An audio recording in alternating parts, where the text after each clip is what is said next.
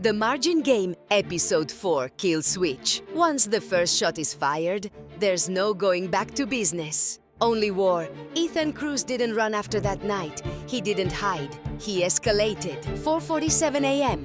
An abandoned warehouse by the river. Cold, empty, silent. Except for one thing. A man tied to a chair. Bleeding. One of Marcus's heaters. Ethan stood in front of him, calm, hands in his pockets like this was just another meeting. "You came to my house," Ethan said quietly. The man spit blood. "Should have finished the job." Ethan tilted his head slightly. "That's your boss's mistake," he replied. Lila stood in the corner, laptop open, tracking signals. "You have got 5 minutes before someone notices he is missing," she said. Ethan nodded, then stepped closer to the man. "I do not need you to talk," Ethan said. "I just need you to understand something." He leaned in, voice low. "Next time, bring more people." Then he knocked the chair over and walked away. Cold, message sent. Across the city, Marcus watched the footage, because of course he had people watching too. The warehouse, the man, Ethan. Marcus smiled slowly. "He is learning," he said. A man beside him asked, "Do you want us to move again?" Marcus shook his head. "No, now we let him build confidence." Pause. "Then we break him." Meanwhile, Ethan wasn't slowing down. He was building. Fast, back room, same poker club. Rico Salazar sat at the table again. But this time, the room felt different. More guards, more tension, more respect. Ethan walked in like he owned the place. Rico watched him carefully. "You survived," Rico said.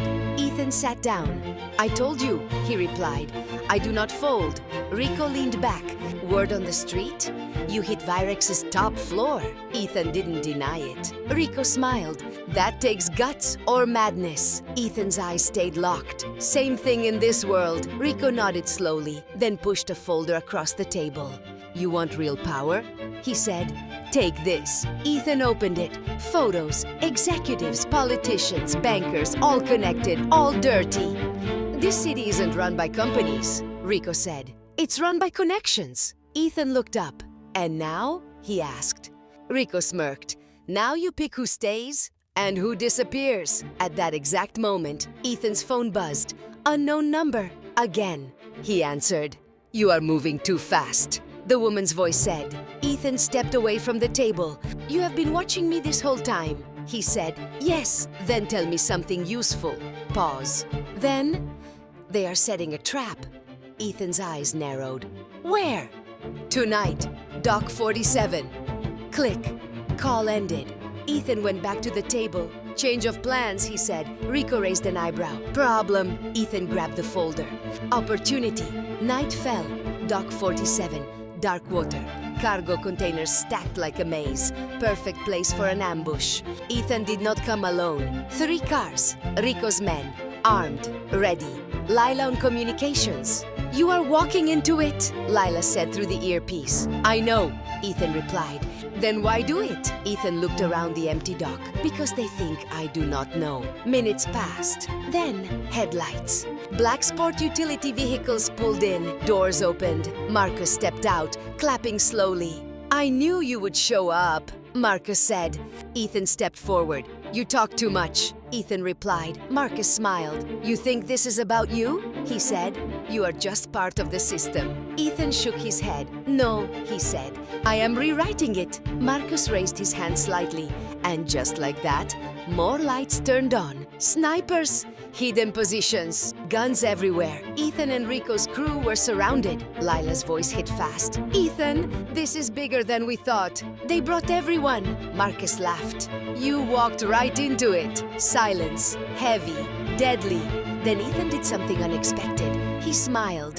"Yeah," he said slowly. "I did." Pause. Then, "So did you." Before Marcus could react, explosions, loud. Containers behind Marcus's crew blew open, smoke everywhere. Chaos. Rico's backup, hidden, waiting. Gunfire erupted from both sides. Total war. Ethan moved fast through the chaos, closing the distance. Marcus tried to pull back. Too late. Ethan grabbed him, slammed him against a container. Gun pressed to his chest. Both breathing hard, both alive, barely. You should have stayed in control, Ethan said. Marcus laughed through the pain. You still do not get it, he said. You think I am the enemy? Ethan froze for a second. What? Marcus smiled. You're not even close to the top. Before Ethan could react, a shot rang out. Marcus's body dropped, dead. Ethan turned fast, trying to see who fired. But the smoke, the chaos, too much movement, too many shadows. Lila's voice came through, urgent. Ethan, someone else is there. This wasn't just Marcus. Ethan stood there, breathing heavily. Marcus dead at his feet. Confused, alert, because this didn't feel like victory. It felt like something bigger had just stepped into the game. Across the dock, from the shadows, a figure watched, calm, silent, the same woman, phone in hand. She whispered, Phase 1, complete. Ethan looked around slowly, gun still in his hand, mind racing. Because now he understood one thing, he didn't just start a war. He walked into one that was already happening. End of episode 4.